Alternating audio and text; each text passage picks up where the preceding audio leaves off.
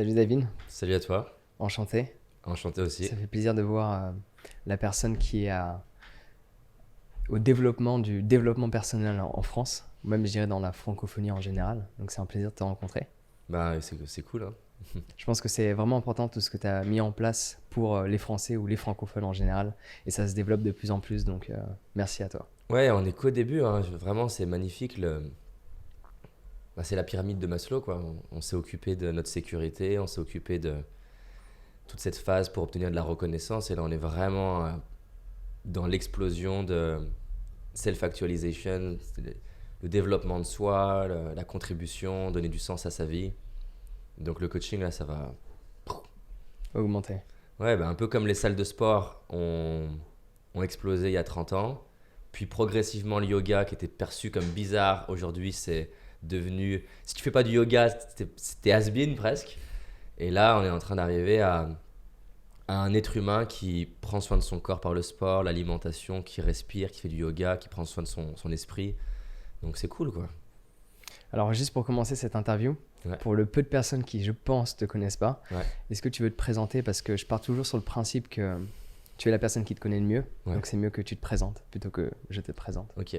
Même si c'est toujours un challenge de se présenter de version courte, ce que je dirais, c'est que, bon, déjà, moi, je suis un passionné de qu'est-ce qui fait qu'une personne révèle son génie.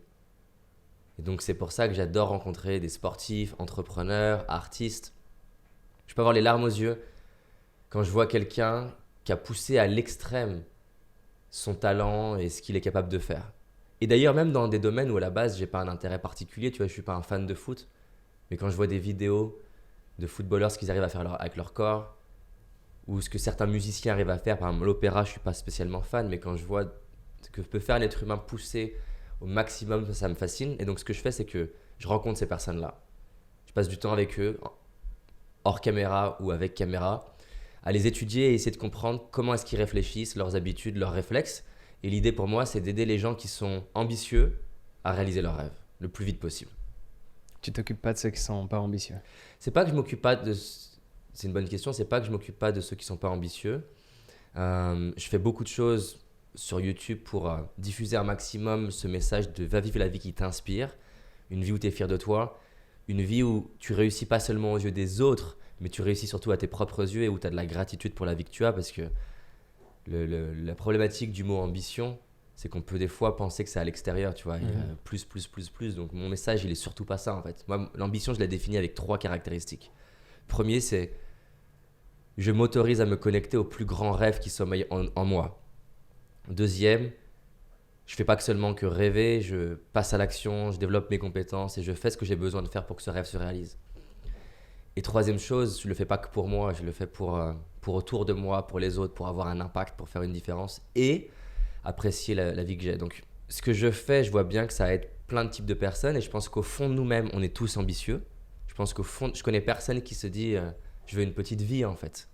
Maintenant, ce que je remarque, c'est qu'on est plus ou moins branché à cette idée de faire des choses qui soient grandes, à nos propres yeux, encore une fois, j'insiste, parce que des fois, on peut penser que ce que je veux, c'est que les gens ils réussissent aux yeux des autres. Moi, j'en ai rien à faire. C'est ce que je dis à mes entrepreneurs. Je leur dis que tu fasses 10 fois sur ton chiffre d'affaires, ça n'a pas de valeur pour moi. Par contre, ce qui m'intéresse, c'est que je fais tout pour ça, en fait. Je fais tout pour que les gens finissent leur vie, puissent se regarder dans le miroir et se dire waouh, j'ai pas J'ai tout réussi, mais j'ai tout donné. ouais, j'ai fait en sorte de me rapprocher au plus de mon potentiel. Voilà, et donc la raison pour laquelle je précise pour les gens ambitieux, c'est que je pense qu'on n'est pas là pour servir tout le monde, et c'est la beauté d'ailleurs, parce qu'on est 7 milliards, donc il faut bien de la place pour tout le monde. S'il existait une personne, tu vois, tout à l'heure j'étais interviewé par un ostéopathe, et il aide des sportifs de haut niveau, et ça laisse de la place pour d'autres personnes.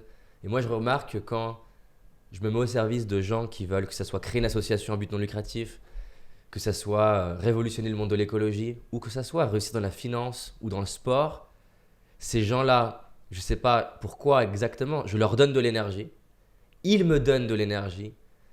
Ces gens-là, en fait, me disent, je ne sais pas, en fait, travailler avec toi, ça a beaucoup de sens. Enfin, il y a un truc qui est hyper vertueux, en fait. Et j'ai remarqué que par le passé, je m'épuisais des fois à vouloir donner des stratégies et des astuces à des personnes qui ne veulent pas tant que ça changer, en fait. Ouais.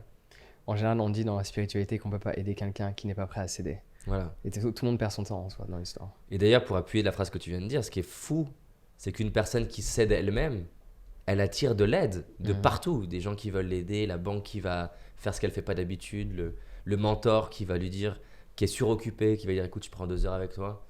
Donc, bien sûr, moi je pense qu'on doit apprendre à s'aider soi-même. Maintenant, peut-être pour bien clarifier, mon rêve absolu, c'est ça. C'est aider le plus possible les gens ambitieux, d'un côté. Donc, que ce soit dans mon école de coaching des coachs ambitieux, des sportifs, des entrepreneurs, des artistes. Et en revanche, je ne sais pas sous quelle forme et comment, mais je sais que à un moment donné, j'aimerais qu'on arrive à créer quelque chose après qui soit vraiment destiné à tout le monde. Mais j'imagine plus ça comme quelque chose de type contribution et à côté. Tu vois, par exemple, je réfléchis en ce moment à créer une association à but non lucratif qui aurait pour cible en particulier les jeunes et les enfants. Et là, typiquement, il n'y aura pas de question d'ambition en fait. L'ambition d'aider le plus de personnes. Enfin, oui, nous on aura de l'ambition, oui, mais on va pas, parce que tu vois, mon papa il a été abandonné par ses parents, et voilà, j'aimerais qu'un enfant comme mon père puisse avoir une structure. Non, je crois pas moi au soutien à l'extrême, hein. Non pas pour le soutenir et là petit garçon, mais plus pour l'éduquer, pour lui donner ce que peut-être des parents auraient pu lui donner. En termes de comment construire sa vie, comment réussir professionnellement, comment être plus épanoui, comment s'aimer davantage. Voilà. Cette question d'amour, elle est super importante quand on était abandonné. Parce que généralement, on retrouve ces personnes vraiment dans l'attachement par la suite parce qu'ils ont peur de l'abandon. De toute façon, c'est sûr que grandir en ayant l'impression de ne pas être aimé, d'ailleurs que tu aies été abandonné ou non, ça joue beaucoup sur ton estime de toi. Sinon, il y a quelque chose dont je voulais te parler. Ouais. Quelque chose que j'ai trouvé très intéressant parce que j'adore quand j'entends des choses qui sont différentes de ce qu'on est habitué à entendre. Ouais. Par exemple, par rapport à la procrastination, moi-même, je suis le premier à donner différentes clés, etc. Ouais. Et un jour, j'ai entendu un de tes discours que j'ai trouvé vraiment intéressant parce que il a tinté dans ma tête parce que c'est différent de tout ce que j'ai entendu. Ouais. Donc, j'aimerais vraiment que tu le partages. Yes. Alors, moi, ce que j'adore faire aussi pour donner du contexte, typiquement, je pense la vidéo qui doit s'appeler un truc du genre j'adore la procrastination, je sais pas comment on l'a appelé. Tu étais dans une conférence et t'expliquais justement. Alors, ce que j'aime faire, c'est justement, parce que je pense qu'on fait avancer comme ça, j'aime amener l'idée d'une manière qui va faire qu'elle va réellement réfléchir, faire réfléchir, créer un peu un choc dans l'esprit. Donc, la version que moi je vais te donner à toi, elle va être peut-être plus complète que l'extrait de séminaire qui durait 4-5 minutes. Je vais commencer par ce qu'il y avait dans la vidéo et après je vais ajuster par rapport à ce qu'on n'entend pas dans la vidéo qui est important peut-être pour donner une vision globale. Ce que je dis dans la vidéo, auquel je crois profondément, c'est qu'on a tendance à croire que la procrastination c'est un problème qu'il faut éradiquer, et donc il y a plein de vidéos là-dessus, dont les miennes, hein. Il faut arrêter de procrastiner, donc pour ceux qui ne connaîtraient peut-être pas le terme, donc le fait de reporter au lendemain ses projets, et comme quoi c'est le syndrome de notre vie parce qu'on rêve d'écrire un livre, on ne l'écrit pas, on rêve de voyager, on ne le fait pas. Et donc tu as un peu ce truc que je dois trouver le moyen de supprimer la procrastination. Et donc dans la vidéo, j'explique que la procrastination, ça peut être une bénédiction parce que si tu procrastines, ça te dit quelque chose. Et que quand tu es profondément inspiré, profondément de l'intérieur par quelque chose, naturellement, tu vas beaucoup moins procrastiner. Alors dans la vidéo, je fais exprès en disant tu ne procrastines pas. Et c'est ça que je vais ajuster juste après. Mais clairement, tu prends n'importe quel être humain, tu prends même un être humain qu'on va considérer comme étant quelqu'un de motivé et un autre comme étant pas motivé, tu lui fais faire quelque chose qu'il n'aime pas et qui n'a pas de sens pour lui, sa motivation va baisser, sa procrastination va monter, son auto-sabotage va monter. Et moi, ma croyance profonde, spirituelle, c'est que les choses que notre corps fait et ce qui existe dans la vie, c'est pas parce que je ne les comprends pas, c'est pas parce qu'elles sont désagréables qu'elles sont un problème. Et donc du coup, plein de fois en coaching, quand la personne me dit je sais pas, j'aimerais lancer ma chaîne YouTube, j'aimerais faire Instagram, etc. Et je dis mais en fait, si tu l'as pas fait, c'est que peut-être t'as pas envie en fait. Est-ce que tu as déjà pris le temps d'avoir cette conversation avec toi-même de est-ce que tu en as réellement envie? Parce que pour rencontrer des champions olympiques, des sportifs de haut niveau, tu regardes que très souvent, ces gens-là, la question ne s'est même pas posée. Ils ne se sont pas posé la question de est-ce que je voulais être sportif ou est-ce que j'avais envie d'être connu. Non, en fait, c'était évident. Ils ne se voyaient pas faire autre chose. Et penser uniquement à ça. Ils pensaient uniquement à ça. Et donc moi, ce qui m'importe, c'est que les gens vivent la vie qui les inspire. Et aujourd'hui, on est dans une société où on voit plein de formes de réussite qui ne sont pas forcément la nôtre. Une réussite sociale dans les réseaux sociaux, une réussite financière dans les médias, ou pareil dans les réseaux sociaux, ou sous plein de formes. Et donc du coup, je vais courir réaliser un rêve qui n'est pas le mien.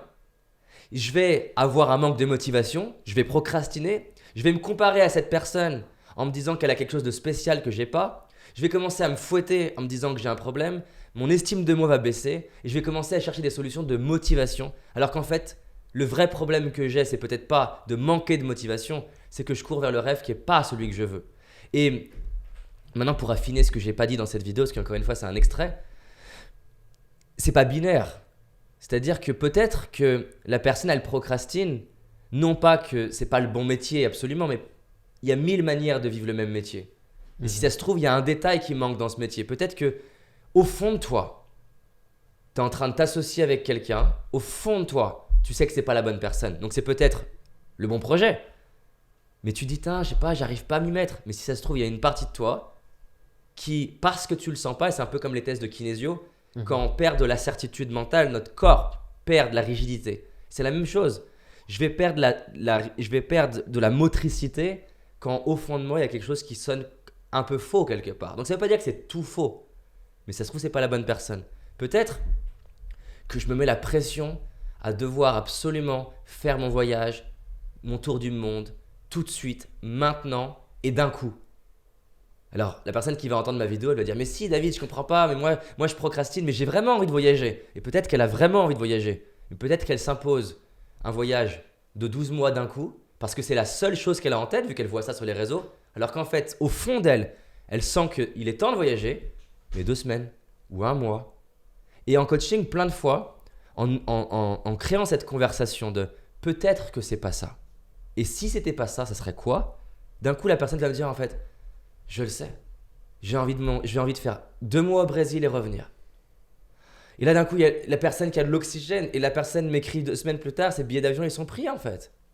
Là où elle me disait, il faut que tu me motives. Et je suis surtout pas un motivateur. Parce que si je dois te motiver pour faire quelque chose, c'est que je suis en train de t'imposer un rêve qui n'est pas le tien. Alors maintenant, la conversation, elle est plus complexe dans la réalité. Parce qu'effectivement, on peut avoir des peurs. Effectivement, il peut y avoir plein de facteurs qui t'empêchent d'y aller. Mais quand même, dans beaucoup de cas, c'est que c'est soit pas le bon rêve du tout, ou alors il manque quelque chose. Un autre facteur de procrastination, ça peut être que c'est le bon rêve, c'est les bonnes personnes, mais c'est pas le bon rythme. Tu veux que ça aille tellement vite. Tu vois, je vais donner un exemple d'un moment donné où j'ai eu une énorme procrastination, au point que ma chérie, elle me reconnaissait pas. Quand j'ai eu ma proposition de faire mon TED, mon premier TED, j'avais beaucoup de mal à écrire ce TED, à le faire, et pourtant, plein de gens diraient « Non mais David, il manque pas de motivation ». Et pourtant, j'arrivais pas à l'écrire, j'arrivais pas à m'y préparer. Mais parce que je m'étais fixé un objectif qui n'était pas celui que je voulais dans mon cœur.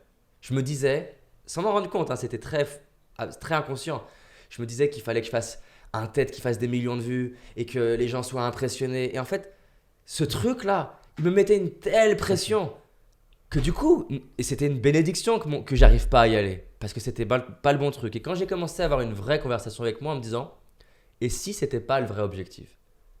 Et je me suis dit, ok, c'est quoi l'objectif? Est-ce que c'est faire des millions de vues? Ça aurait pu, mais c'était pas ça. Ce qui était le vrai objectif à ce moment-là, c'était de me dire, c'est ton premier TED, va faire de ton mieux.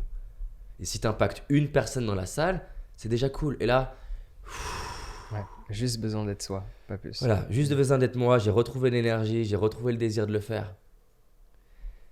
Et donc voilà, j'ai envie que les personnes qui t'écoutent, qui te suivent, qui nous écoutent là maintenant, puissent vraiment se demander, est-ce qu'il n'y a pas un petit ingrédient à changer? Tu vois, peut-être que la personne elle a envie d'être coach.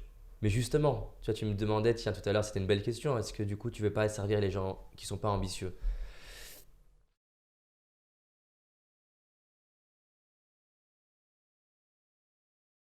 Il y a une partie de moi, j'aurais envie de dire, j'ai envie de servir tout le monde. Mais la réalité, si je suis honnête avec moi-même, c'est que si je compare une journée où j'ai été au service de gens ambitieux et une journée où j'ai été au service de gens qui sont en mode victime et qui râlent, etc., à la fin de la journée, si je regarde sans essayer de me juger, objectivement l'énergie que j'ai, Ouais, on se sent drainé après, forcément. il y en a un, je me sens fatigué. Mais ce qui est important de comprendre, c'est que je voudrais pas que les gens tirent la conclusion que c'est parce qu'ils sont en position de victime que je suis drainé.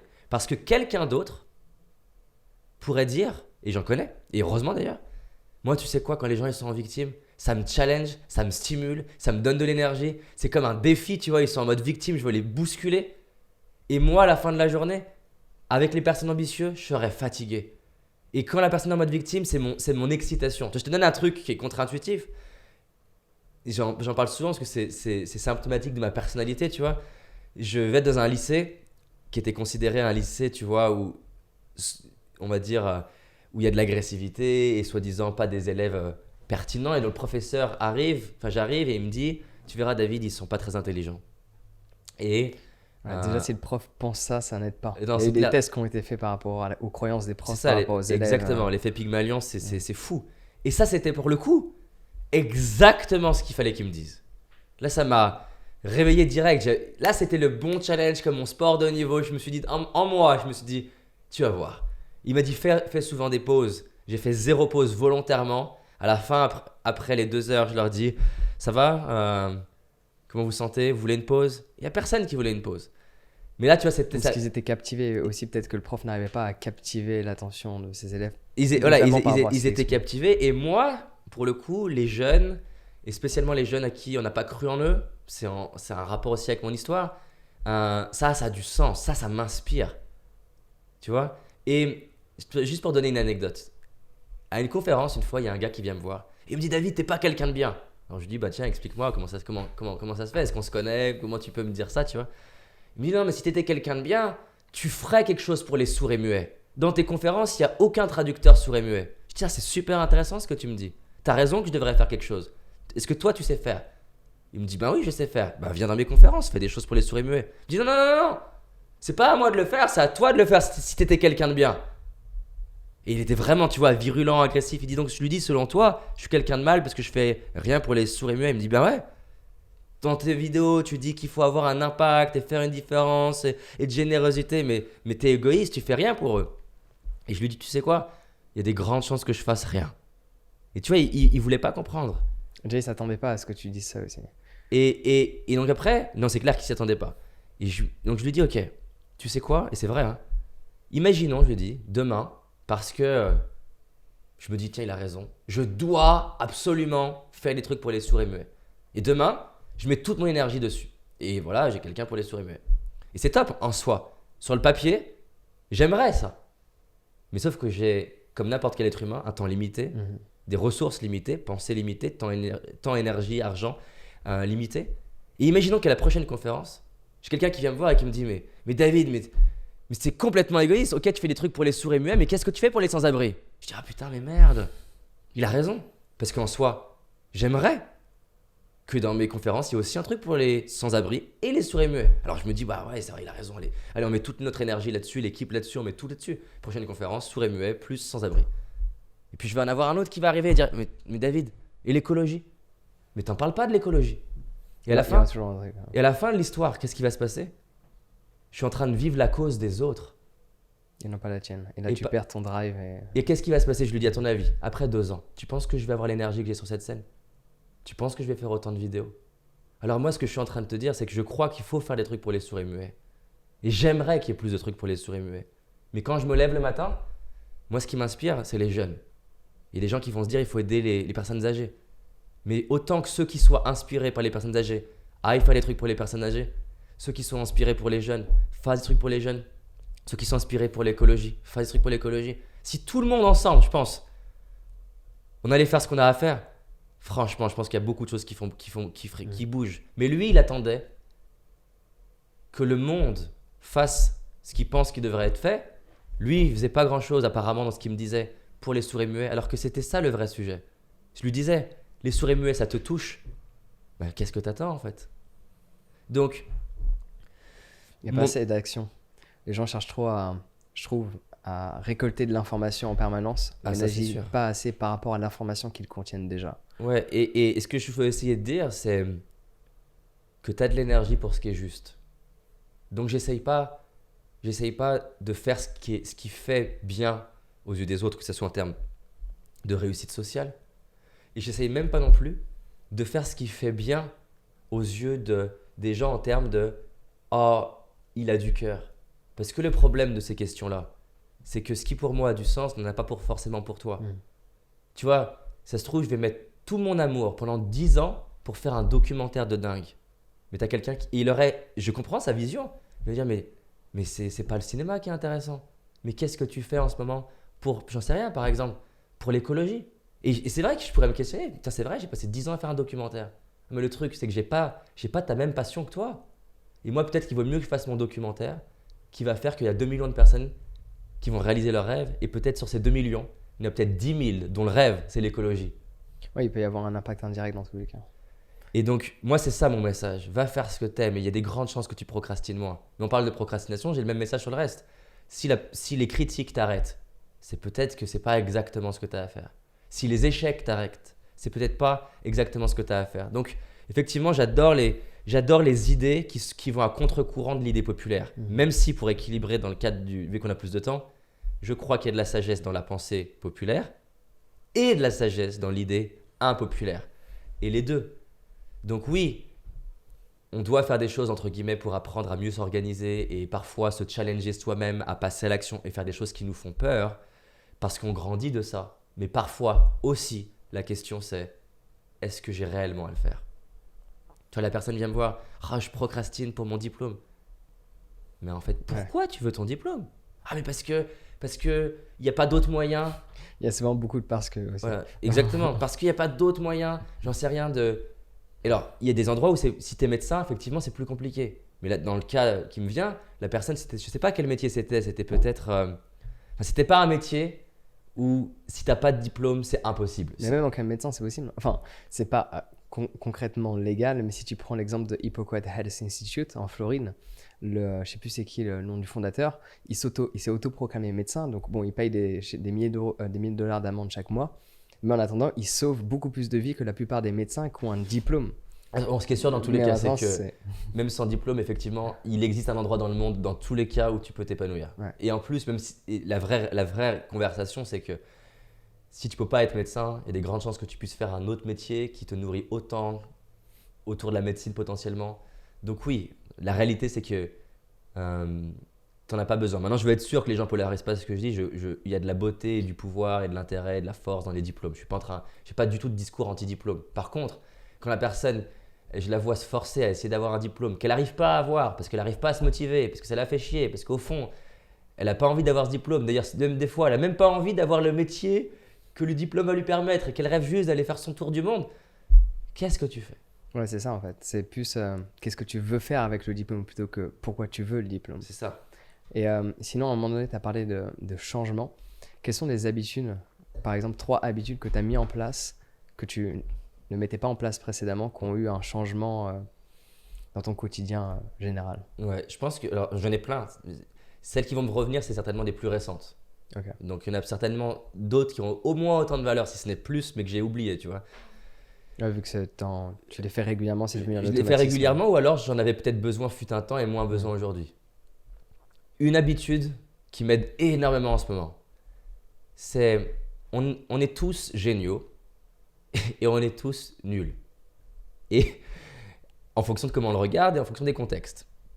Et une habitude qui m'aide énormément dans ma vie, c'est être le plus au clair possible sur où est-ce que je suis très très fort et où est-ce que je suis très très nul. Et souvent, cette conversation-là, elle est très émotionnelle dans les deux cas.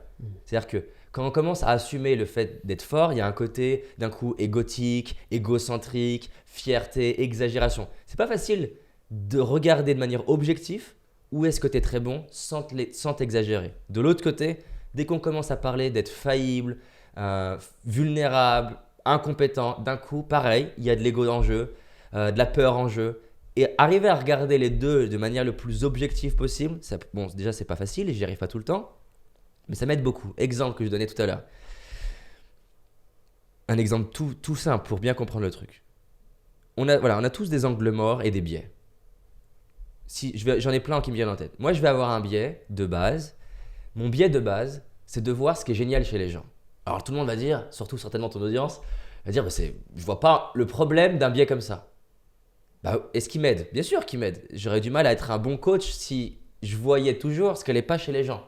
Donc naturellement, je vois ce qui est beau. Naturellement, je vois souvent même plus grand pour eux-mêmes que ce qu'ils voient vis-à-vis d'eux-mêmes. Parce qu'ils ont leurs propres limites par rapport à leur perception d'eux-mêmes. Exactement. Et par exemple, dans le contexte du recrutement, mais c'est un vrai handicap parce que tu vois pas plein de choses qui sont indispensables à voir. Une fois que je sais que j'ai ce biais-là, du coup, je vais mettre 5 fois plus d'efforts que la moyenne des gens pour, après l'entretien, me dire, David, quels sont les inconvénients? Où est-ce que la personne est fragile? Et je vais mettre 10 fois plus d'efforts là-dessus que sur en quoi elle est géniale parce que je l'ai déjà vu. Pareil, j'ai une tendance, je me suis soigné à être extrêmement optimiste sur plein de choses. Donc, ça va bien se passer, ça va prendre moins de temps que prévu et tout est possible. Est-ce que ça m'a aidé? Bien sûr. Est-ce que ça va m'aider? C'est sûr. Est-ce qu'il y a des choses que j'aurais jamais réussi à faire sans ça? C'est clair. Mais est-ce que je me suis attiré et créé, même pas attiré de manière mystique, hein, est-ce que j'ai créé des problèmes dans ma vie par ce biais à vouloir voir que les choses vont bien se passer? Clairement. Et donc maintenant, vu que je sais que j'ai ce biais-là, bah typiquement, si on est en train de planifier un projet, je vais déjà souvent doubler et tripler le temps que j'imagine. Je vais beaucoup plus me dire, là en ce moment, j'ai pas envie de t'embraler tout de suite parce que personne n'est au courant, enfin très peu de personnes sont au courant et je vais l'annoncer bientôt, c'est un défi là pour l'équipe, il y a quelques personnes que j'ai déjà mis au courant. Voilà. C'est un truc qui me stimule beaucoup. C'est certainement, je pense, un des plus gros défis. Là, j'ai commencé à avancer là, dans les dernières semaines. Un des plus gros défis pour l'entreprise qu'on ait jamais vécu. Et ça me stimule autant que ça me fait peur. Et c'est dangereux ça. C'est-à-dire que ce qui est dangereux, c'est que ça m'excite. Et excité, ça te rend aveugle.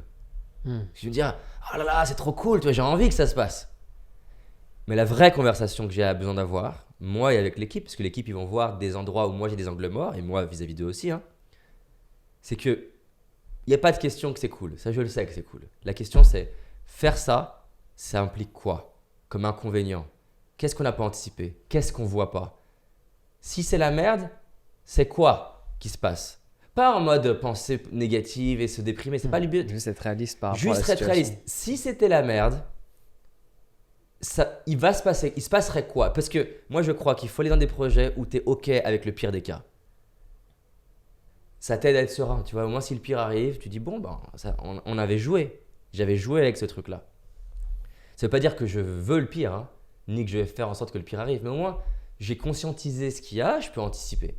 Donc voilà, c'est des biais que j'ai. Un autre biais, par exemple.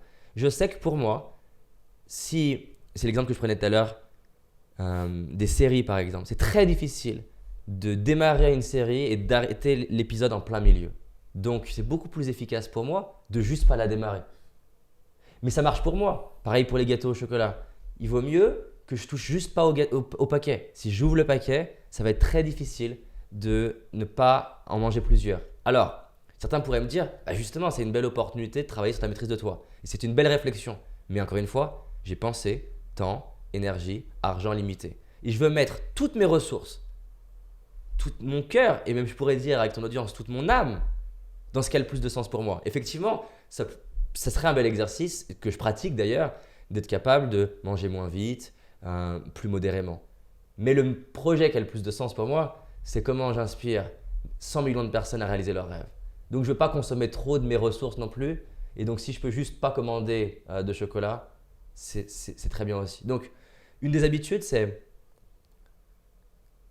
m'observer moi-même et être le plus clair possible sur mes forces. Et pour le coup, mettre le paquet sur mes forces. Et le plus clair possible sur mes, je dirais pas faiblesses, que c'est même pas des faiblesses pour moi, c'est juste mes zones de fragilité et qui sont d'ailleurs souvent l'opposé de ma force, hein. Par exemple, je suis très créatif, bah, j'ai aussi une tendance à être plus facilement désorganisé. Ça va ensemble, tu vois.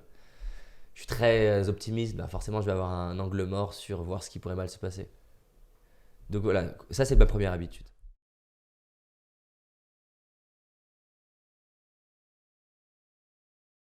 La deuxième habitude, je dirais, c'est d'être de vouloir apprendre. Et tu as dit un truc intéressant, je sais plus si c'était hors caméra ou pendant la caméra. Je pense que c'était hors caméra. Et qui me parle beaucoup, tu vois. Moi, j'adore cette philosophie des Chinois comme quoi tout le monde est maître dans un domaine. Et je crois, tu vois, dans les X-Men, alors, elle vit un prix que je veux pas vivre, hein. Mais dans les X-Men, t'en as une qui a la capacité d'absorber, tu vois, le pouvoir des autres. Mais je pense qu'on a ce pouvoir-là, en fait. Mais contrairement à la X-Men qui, elle, quand elle le fait, elle prend le pouvoir à l'autre. Et en plus de ça, on peut pas la toucher. Je pense que nous, on a la même chose, sauf que tu peux pas prendre le pouvoir de quelqu'un. C'est juste que tu le développes en toi. Et donc, moi, j'adore, tu vois, typiquement un exercice que j'ai fait qui m'a beaucoup servi spirituellement, qui est de prendre toutes les personnes que j'avais autour de moi dans ma vie, que j'apprécie ou moins, et me demander réellement où est-ce qu'ils sont un génie, c'est quoi leur génie. Alors, il y a des personnes, c'est plus difficile, parce que tu as du jugement vis-à-vis d'elles, parce que tu vois pas la beauté chez elles. Mais c'est magnifique comme expérience, à plein de niveaux. C'est magnifique spirituellement, parce que au bout d'un moment, de toute façon, c'est difficile On développe beaucoup plus d'empathie et de oui, compassion. c'est difficile de ne pas avoir un minimum d'amour pour quelqu'un où tu te dis, elle est géniale. En plus, ça t'aide à apprendre, de dire, tiens, c'est intéressant. Peut-être que la personne que tu jugeais parce qu'elle était justement peut-être pas assez charismatique, tu te dis, tiens, sa capacité d'écoute, elle est quand même surprenante. Est-ce que moi, je pourrais la développer? Non, ouais. Ça veut pas dire que je vais être tout le temps comme ça. L'autre côté, j'en sais rien. Peut-être que la personne, par exemple, mon papa, tu vois, je me disais, il est négatif. Mais en fait, je me suis rendu compte, ouais, mais il anticipe mieux que la plupart des gens, en fait. Et il vit pas plein de problèmes que plein de gens vivent parce qu'il est mieux, alors avec le prix qu'il paye, hein, il est meilleur pour voir tout ce qui va mal se passer. Et moi, j'avais beaucoup de jugements, tu vois, c'est d'ailleurs ce qui m'a amené au développement personnel. J'avais beaucoup de jugements, il est négatif, il est positif. Aujourd'hui, j'ai beaucoup de respect et d'amour. Et d'ailleurs, même, je rigole avec lui là-dessus avec mon père parce que c'est la meilleure ressource pour moi dans ma vie. Si par exemple, j'arrivais pas à voir justement les inconvénients, de dire à mon père, trouve-moi les problèmes. Trouve-moi les problèmes. Alors après, lui, il y met son émotion parce qu'il a été abandonné, c'est sa peur. Effectivement, moi, au début, je confondais la stratégie qu'il avait et l'émotion qu'il y mettait de peur. Aujourd'hui, sa peur, je lui la laisse. Par contre, c'est ce qu'il voit, c'est pertinent en fait. Après, je peux très bien dire, non mais écoute papa, là, c'est du délire. Mais c'est vrai que ça, tu as raison, c'est peut-être possible. Et selon toi, qu'est-ce qu'on pourrait faire? Donc, le deuxième habitude, voir le génie des gens, c'est incroyable. Tu vois, mon grand-père donc est décédé, il a été beaucoup condamné par ma famille. Ah, il est comme ça, il est comme ça, il est comme ça. Et moi, j'ai eu une relation incroyable avec mon grand-père, en tout cas dans toutes les dernières années. J'ai même fait une interview d'ailleurs qu'on peut trouver, David Laroche, papy ou grand-père. Je suis très heureux d'avoir fait une interview avant qu'il décède de mon grand-père. Mais mon grand-père, voilà, il était agriculteur, il a fait plein de choses incroyables en tant que, quelque part, entrepreneur de sa ferme. Et donc avoir des vraies conversations sur... Je ne vais pas lui demander sur comment gérer sa famille, il n'a pas été très très bon. Mais par contre, il a été très très bon pour négocier son grain, tu vois, il avait ce truc de mettre les mains dans la terre et je sais pas, tu vois, mon grand-père qui n'était pas du tout... alors s'il était spirituel dans le sens catholique, mais on va dire plutôt quand même cartésien, il y avait un côté très spirituel il me disait, voilà, je prenais la terre et tu vois, il parlait à la terre. Mais il y a quelque chose de fort là-dedans qui me parlait. Donc ça, c'est ma deuxième habitude. Et ma troisième habitude, il y en a tellement. J'ai du mal à la structurer, je vais le faire un peu en direct avec toi, hein. C'est un truc autour de... Je me suis surentraîné à être capable de partir d'un truc un peu abstrait qu'un rêve, à le ramener en mode, ce que j'aime beaucoup dans les startups, minimum product viable, le minimum produit viable. Et je pense qu'avec le temps, je suis devenu relativement bon en tout cas, dans trouver le moyen de pouvoir tester une idée rapidement. Et du coup, le moyen de passer de la tête dans les étoiles aux pieds sur terre. Et d'ailleurs, j'adore ça. J'adore rêver, revenir sur terre. Et ça, je pense que c'est une habitude qui est incroyable. Parce que ce qui m'attriste, typiquement, dans plein de formations, et d'ailleurs, dans beaucoup de formations, plus, on va dire, avec un attrait spirituel plus grand, c'est, voilà, on partage des super idées, mais pour moi, la vraie spiritualité, dans ma vision, hein, et je comprendrai d'ailleurs qu'il y a des gens qui nous écoutent qui ne sont pas d'accord. Moi, dans ma vision, il y a toujours des gens qui ne sont pas d'accord avec tout ce qu'on dit. Il y a toujours des gens qui ne sont pas d'accord, c'est pas très grave. Et pour moi, tu vois, si j'apprends quelque chose sur aimer, pour moi, le vrai jeu, c'est pas que j'ai un éveil dans le stage. C'est cool. Moi, le vrai jeu, il est dans le fait que quand je rentre chez moi, mon père, typiquement, que j'ai eu du mal à aimer, ben, j'ai de l'amour pour lui. Pour moi, ça sert à rien que je fasse 22 stages où je médite 32 ans si je suis pas capable d'aimer mon père. Alors, je prends l'exemple de mon père. Hein. Et donc, j'adore, mais vraiment, j'adore cette habitude. Et du coup, ça, je la conscientise en te parlant. Voilà. C'est une habitude que j'essaie d'entraîner le plus possible les gens qui font mes séminaires. Je leur dis, on va faire, là typiquement, j'ai 5 jours de séminaire là, qui commencent après-demain. Ils vont pas retenir les 5 jours. Je leur dis, ce que je veux que vous fassiez, c'est pas juste écouter le séminaire. On va prendre 5 minutes pour qu'on fasse un point sur qu'est-ce que vous voulez changer dans votre vie.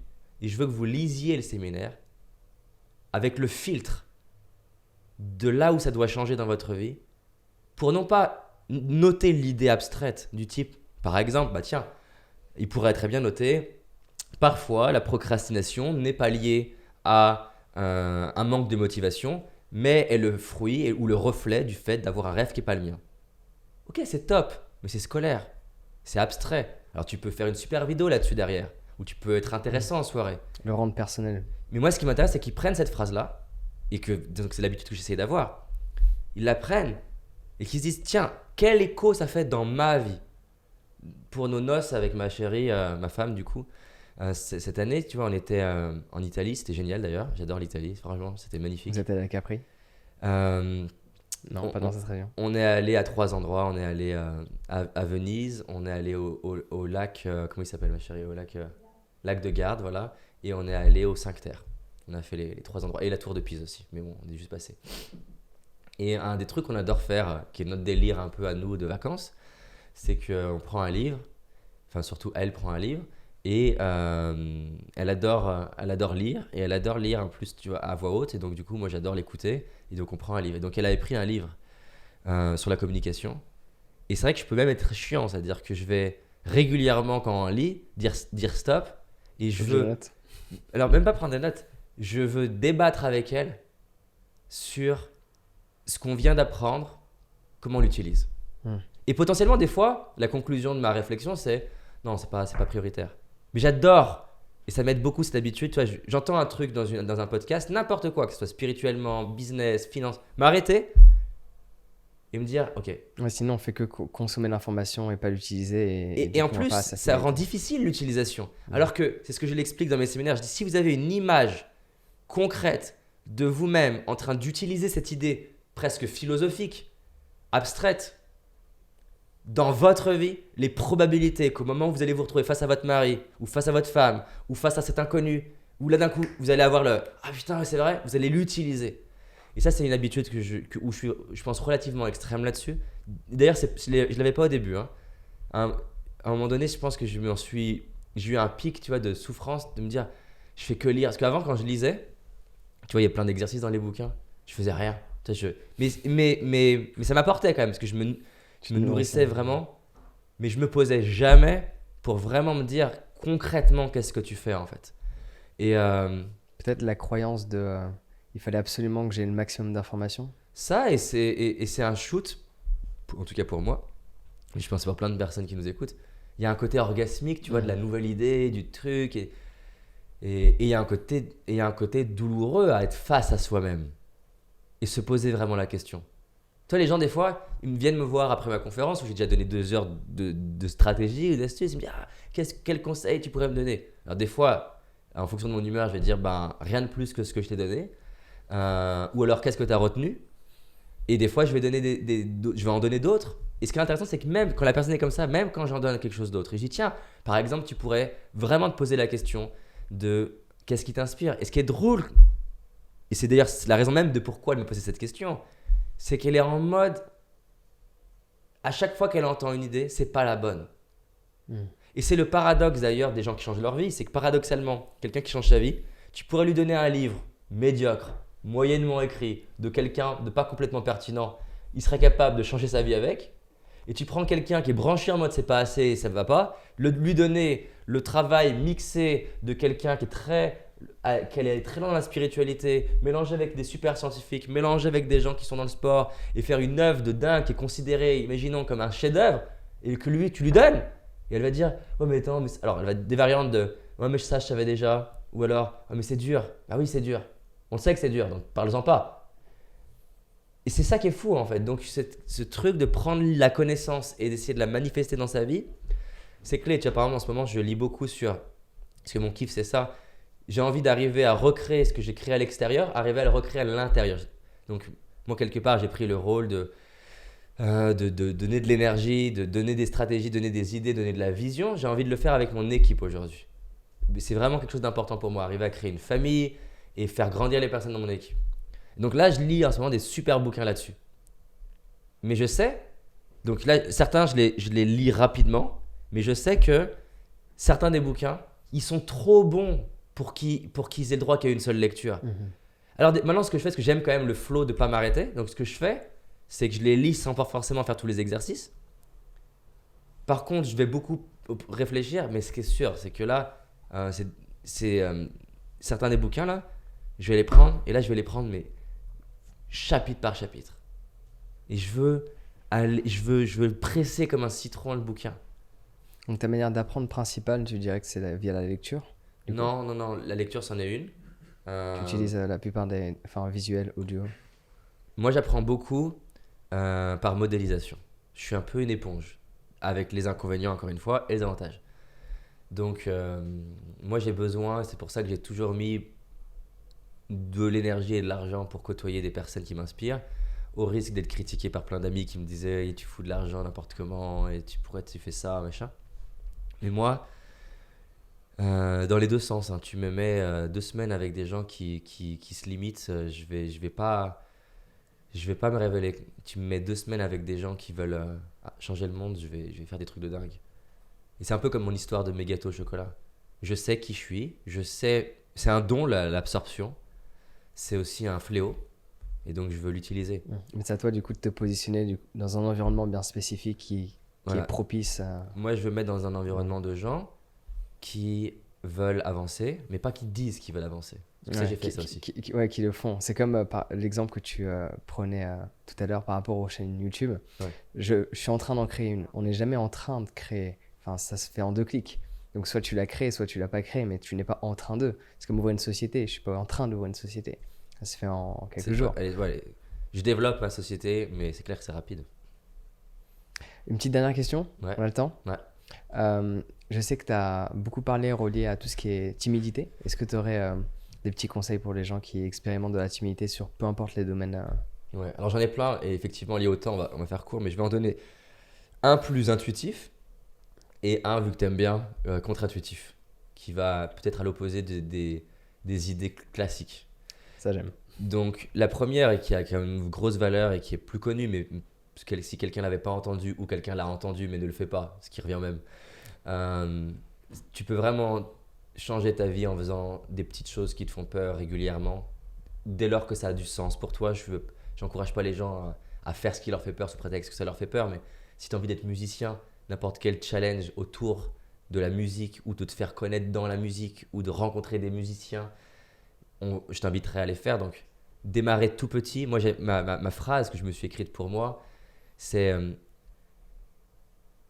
je préfère des petits pas régulièrement que des grands de temps en temps. Et c'est cette idée de petit tout le temps, tu vois. Si je prends un exemple récent, voilà, le chant, c'était un trauma pour moi. J'ai tombé malade à l'éveil de chaque cours de chant, etc. C'est pas mon rêve absolu, tu vois. Mais depuis 5-6 ans, tranquillement, ma chérie, elle chante facilement et à la maison, etc. Et des fois, et de plus en plus d'ailleurs, je m'amuse à la suivre, à la répéter. Il faut savoir que moi, j'étais la personne qui ne chantait jamais, même seule, et même dans la douche. Enfin, c'était vraiment l'ancrage. Et tu vois, et ce qui est génial avec ça, c'est que je le fais tranquillement, et c'est fou le confort que j'ai aujourd'hui, sans avoir... C'est ça le paradoxe, c'est qu'en faisant mes petits efforts tout le temps, j'ai l'impression que ça a été fluide. C'est-à-dire que je pense qu'aujourd'hui, je suis devenu à l'aise, on va dire, comme quelqu'un de moyen là-dessus, sachant que c'est pas mon rêve. Juste en le faisant un peu plus tout le temps.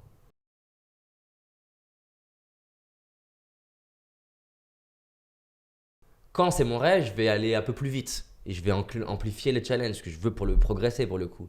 L'anglais, typiquement, important pour moi. Donc là, je me suis mis dans des situations plus challengeantes, faire un TED en anglais, partir aux États-Unis, etc. Mais quand même, petit au début et je monte le truc. Ça, c'est fou tout ce qui peut s'apprendre. Apprendre à respirer, toi, c'est quelque chose que tu apprends aux gens, ça s'apprend. Se tenir autrement, ça s'apprend. Se parler autrement, ça s'apprend. Donc déjà, si on pouvait passer ce message, la timidité, c'est un sport. Tu pratiques la timidité, tu n'es pas timide. Tu n'es pas timide. Tu as peut-être plein de caractéristiques de timide, mais tu n'as pas fait de concours, il n'y a pas un diplôme. Tu vois, c'est juste des comportements et tu peux les désapprendre. Donc ça, c'est la version qui, déjà juste ça, peut suffire à déjà, pour 90% des gens, si vraiment ils le font, pas juste ils y pensent, changer leur vie. Et ça a changé la mienne. L'autre qui est contre-intuitive pour beaucoup de personnes, c'est que souvent le timide, il se dit mon problème c'est que je me minimise, que je suis pas à la hauteur, je suis nul, j'ai pas de valeur. Il maximise du coup d'autres personnes. Oui, alors c'est sûr, mais ce qui est intéressant c'est de comprendre le truc, c'est-à-dire que tu ne peux pas te minimiser à un endroit de ta vie sans t'exagérer. Pour être ce qui était mon cas, hein, avoir peur de rentrer dans un restaurant et me dire « Oh là là, tout le monde est en train de me juger ». Quand tu prends le temps de regarder cette pensée-là, il faut sacrément s'exagérer pour penser qu'au restaurant, les gens vont arrêter de manger pour me regarder moi et me juger. Donc en même temps que je me minimise, en me disant je suis nul, je suis quand même sacrément en train de m'exagérer. Pour avoir sacrément peur, ce qui était mon cas, d'échouer, il faut que je me dise que je suis quand même suffisamment important pour les gens pour qu'ils aient que ça à faire de passer des heures à parler de mon échec. Ce qui n'est pas le cas. Et donc, paradoxalement, une grande partie de ma timidité, je l'ai fait avancer par cette notion de petits pas, mais on va dire que je l'ai vraiment clôturé. Et aujourd'hui, je travaille beaucoup avec ça, avec pas mal de gens qui se sentent timides, en tout cas qui veulent avancer dans leur confiance. Paradoxalement, plus je les aide et je les entraîne, mais pour être plus exact, à aimer le fait de ne pas être aimé, à aimer le fait d'être critiqué, à aimer le fait d'être insignifiant et pas justement le centre de l'attention, à aimer le fait de ne pas réussir et d'échouer. Paradoxalement, quand tu es plus à l'aise à l'idée qu'on puisse te penser être un loser, pas intéressant, et en n'ayant pas de valeur, tu es libre pour aller faire ce que tu as à faire. Donc c'est contre-intuitif, mais au début, on encourage les timides à se dire j'ai confiance en moi, je suis fort, j'y arrive. Mais le timide, la réalité, c'est que beaucoup de fois, il se le dit déjà qu'il est super fort, voire un peu trop. Et parfois, aller à l'opposé et dire bah ouais, t'es fort, mais t'es aussi nul en fait. Hein. Et apprendre à aimer la loose en toi ou le blaireau en toi, ça libère. Tu vois, le fait de me dire eh ben ouais, parfois mes conférences sont moins bonnes. Et alors? Parfois, je suis pas pertinent. Et alors? Et même mieux que ça, quand je suis pas pertinent, ça se trouve, je rends service à quelqu'un que ça libère. Et c'est libérateur de se rendre compte que quand je suis au top, comme mon fantasme de confiance, ben peut-être que mon frère, il se dit à côté, putain, je suis une merde. Il y a un prix au fantasme de la confiance. Parce que les autres se comparent à toi, les autres aussi te mettent comme cible. Quand tu te rends compte que rater, foirer, échouer, ça a aussi une vertu, tu te concentres plus sur l'illusion d'échouer, réussir, être confiant, timide, mais juste faire ce que tu as à faire. Ouais. Ça, moi, j'ai expérimenté. Je te partage une petite histoire, une expérience que j'ai multipliée dans différents pays. J'ai commencé à faire du fundraising il y a de longues années en Australie pour Fred Hollows Foundation. C'est une association néo-zélandaise qui aide en Asie pour les problèmes de cataracte. Et donc, je faisais de la récolte de fonds dans la rue. Et en fait, la plupart des gens, ils quittent au bout d'un jour. Pourquoi? Parce que toute la journée, tu te fais rejeter. Ouais. Et à partir du moment où tu sais que tu vas te faire rejeter, mais que tu l'as pleinement accepté, tu es tellement à l'aise qu'après, du coup, ça fonctionne. C'est ça, et c'est d'ailleurs les personnes les plus attirantes sont les personnes qui sont le plus OK avec le fait d'être rejeté. Paradoxalement, parce qu'il n'y a rien de plus attirant que quelqu'un qui s'en fout d'être rejeté. Si on a peur d'être rejeté, je pense aussi, c'est parce qu'on se rejette d'une certaine manière. Mais c'est sûr. Mais c'est pour ça que paradoxalement, les gens dans le développement personnel veulent essayer que d'aimer leur partie lumière. Mais quand tu apprends à aimer aussi le fait que tu es les deux, c'est sacrément libérateur. Je suis un loser et je suis très bien avec ça. Il y a plein d'endroits où je suis un loser. Et le David d'avant, il voulait pas. Tu vois, il voulait être un super-héros. Mon premier blog, c'est pas par hasard. Mon premier blog, c'est Surpuissance. Ça montre comment mon désir d'une illusion de n'être que puissant, mon désir d'être que puissant me faisait ne pas supporter l'impuissance. Et d'ailleurs, m'amener à avoir des troubles sexuels d'impuissance. C'est bien foutu quand même. Hein. Ça s'est résolu à partir du moment où j'ai embrassé l'idée que je puisse foirer. Voilà. Intéressant. Bah, merci infiniment pour tout ce que tu nous as partagé. Avec C'était plaisir. un réel Et plaisir. j'aimerais que les personnes prennent une idée et l'utilisent dans leur vie et mettent en Maintenant. commentaire comment elles l'ont utilisée. Super. Cool, merci à Merci toi. infiniment. Avec plaisir.